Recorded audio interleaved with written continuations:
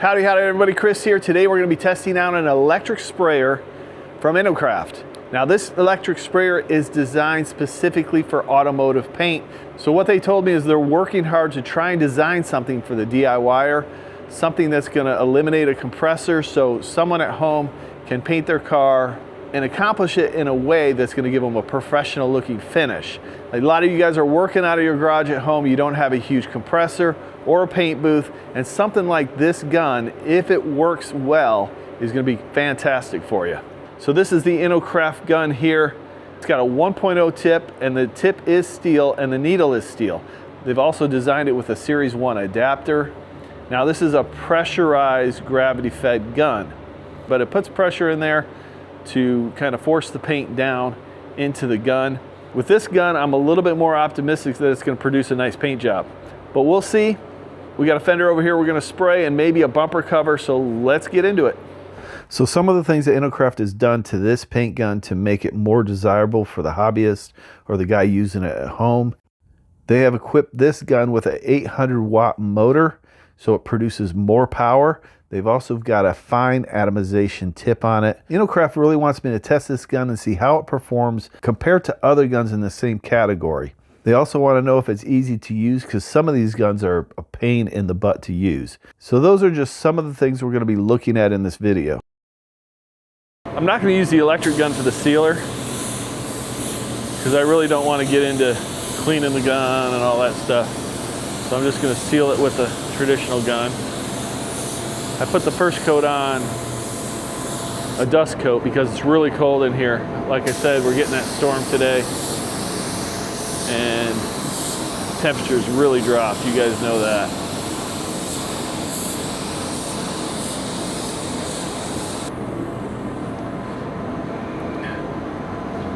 We'll let that flash off. We're gonna have to, when we put the first coat of base on, we'll denib it. But I'm interested to see how that electric spray gun works. I got it all ready. I'm gonna run a little thinner through it, and we'll spray some base down, see how it sprays. Our 1 part of urethane reducer. All right, we're gonna put the top on. Lock on the collar.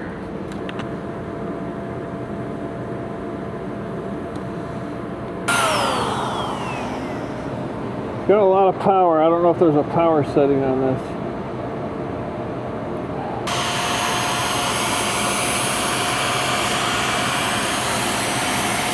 Wow.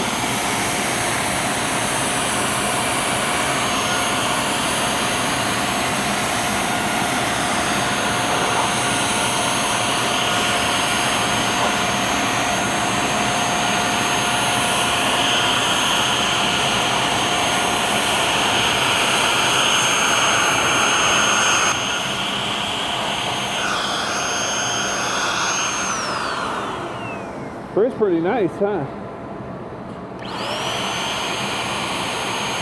I can feather this trigger, so I don't have to pull it all the way.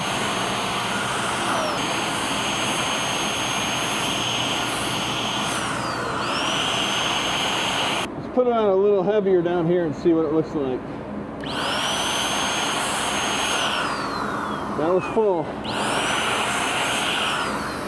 Actually, it was pretty nice.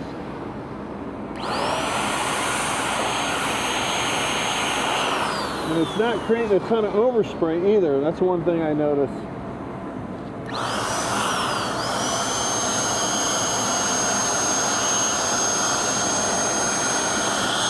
All right, let's just let this flash off a little bit. So far, I like it.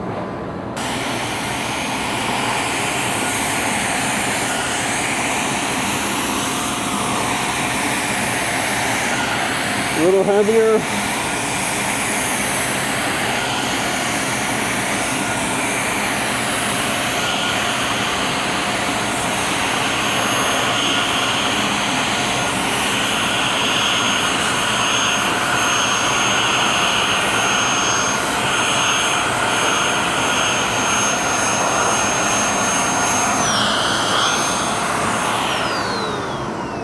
Not bad.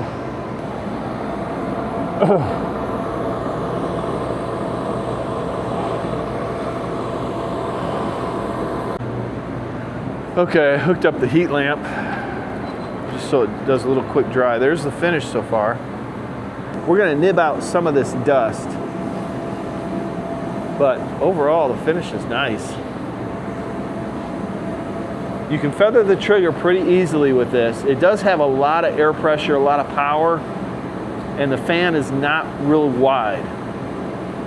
But it didn't bother me here. We'll see how it does when it lays down clear coat. I just want to knock out any dirt nibs. And I've got this salamander going, this heater going, so it's blowing air around. So we're probably going to get a little bit more dust than we'd like. But this is just 600 grit sandpaper. Particle dust right here. It's pretty dry right now, so I think we're good. Then I'll wipe over this with a tack rag.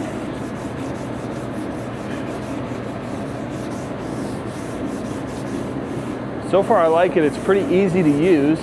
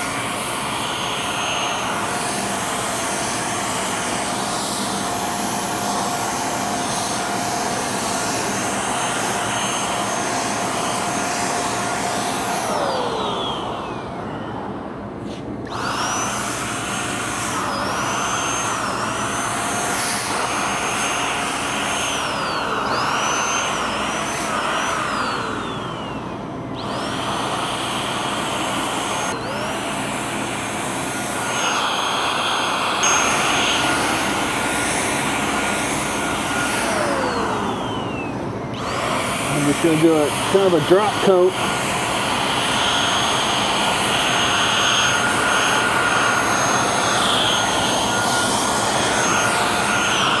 All right, let's let it flash off.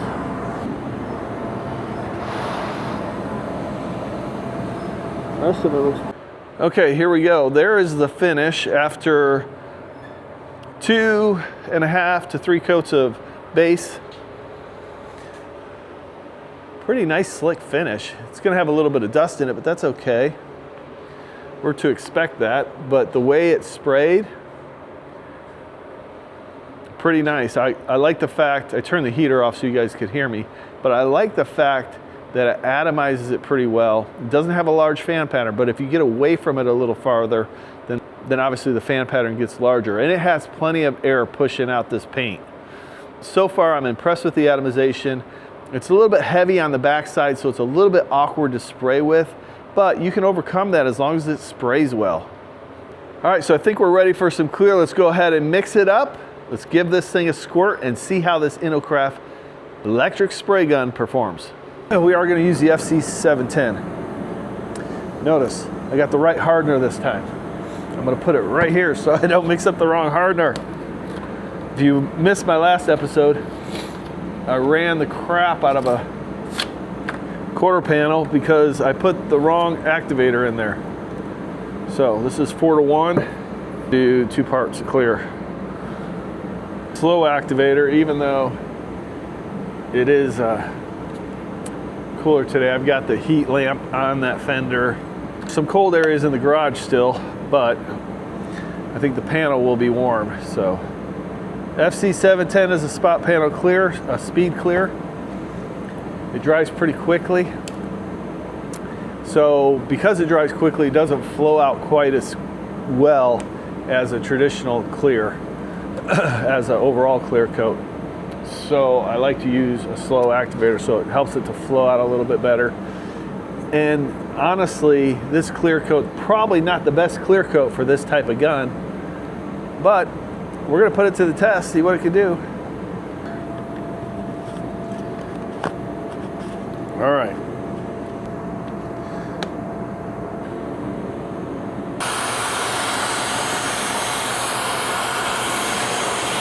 All right, I'm going to start by putting a light coat on it and see how well that works. Let's start down here.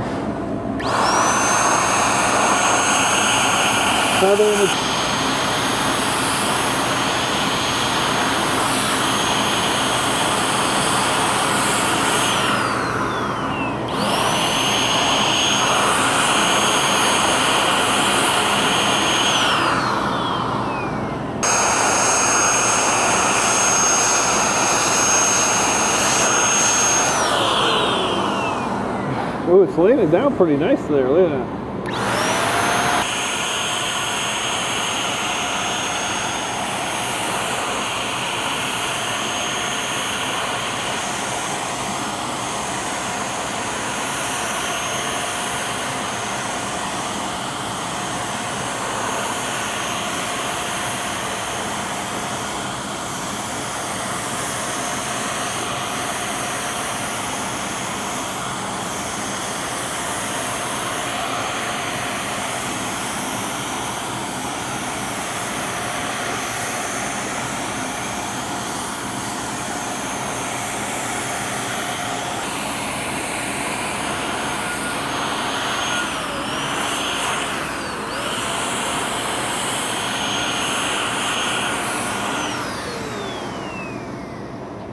Let me get over here. I'm trying to get the hang of this thing still. Obviously this is my first time spraying. There was some black stuff that was coming out of the gun. I didn't really clean it real well. And I see a little black spot there. I don't know if that's, yeah. Let me see if I can get that out. Okay, the heater's still going, but here's the finish. I know it's hard on white, but this is what I had to spray after the first coat of clear. It's got some dust in it, but, and this is, you know, obviously my first attempt to spray clear with this gun. I was feathering the trigger a little bit.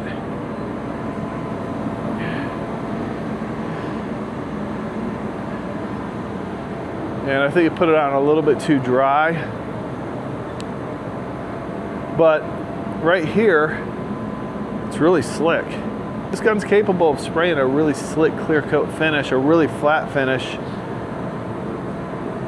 And that's really totally acceptable if you're planning on wet sanding and buffing it, which I think you probably would be. You probably would be if you're using this type of gun.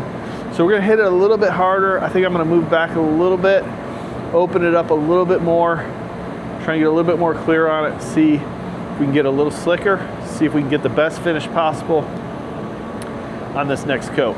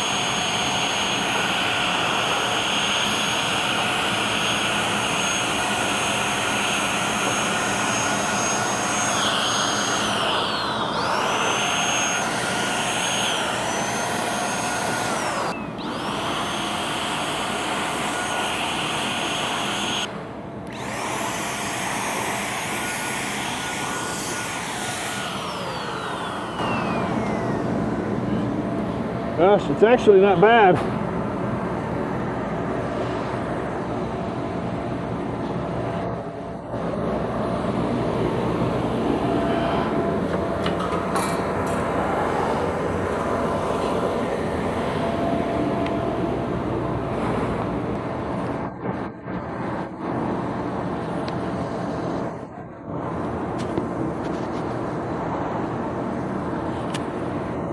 It's really not producing a lot of overspray. Okay, I think Derek's got some good shots of this, but if you look in the light, you can see the finish and what kind of texture it is, what kind of texture this gun produced.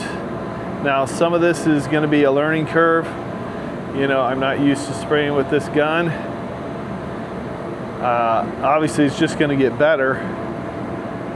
I tried to pick out some dust here and sprayed some more clear on it, so it's a little bit heavier here, a little bit more texture. But over here is probably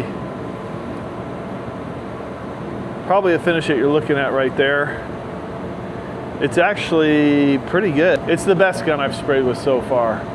The Wagner one was pretty good. That was 200 bucks. This one was a little better. You can tell they're designing this for auto painting. So the things I like about it, it atomized pretty well. I can feather that trigger. Obviously you don't have to use a compressor. It has a 1.0 tip, and I think that's about perfect. It is a steel tip and a steel needle, so that's great. I don't see anything in the gun that's obviously going to break down with solvents. Everything breaks down eventually, but I think it's going to hold up pretty well. A couple things I don't like is the fan pattern's not that wide, but when you move back from the panel, it widens up. But you got to learn how to spray, 10 inches away from the panel. So there's a learning curve there. That might not be as much of an issue once I get down how to spray with this gun. It is a little bit awkward to spray with, but not terrible. It's like when I was spraying with it, I really didn't notice it that much. I was focused on, laying down the clear nice. It's just when you hold it, it feels a little bit awkward. I like the fact that it's a gravity feed. I like that you can use a disposable cup system with it. It's much easier to use than some of those other siphon feeds. I won't even attempt to use those, not when you have something like this. This is much, much better. Now, I don't know if this gun's available yet, but when they do provide me with a link and when it is available, I'll let you know. I'll leave a link as a pinned comment so you can check it out. I don't know how much it's gonna cost. I don't know any of that yet. So I'm gonna get back with them, tell them my thoughts. If you have any thoughts on this, how they could improve it, let me know in the comments down below. I'll paint a couple other things with a darker color so you have a good look at the finish. If you found this information helpful, you like this video, definitely give me that thumbs up and consider subscribing to the channel because we've got a lot of great content that focuses on helping you with your repair or restoration project, every aspect of auto body and auto painting. But as always, I appreciate each and every one of you watching, and we'll see you on the next episode of Garage Noise.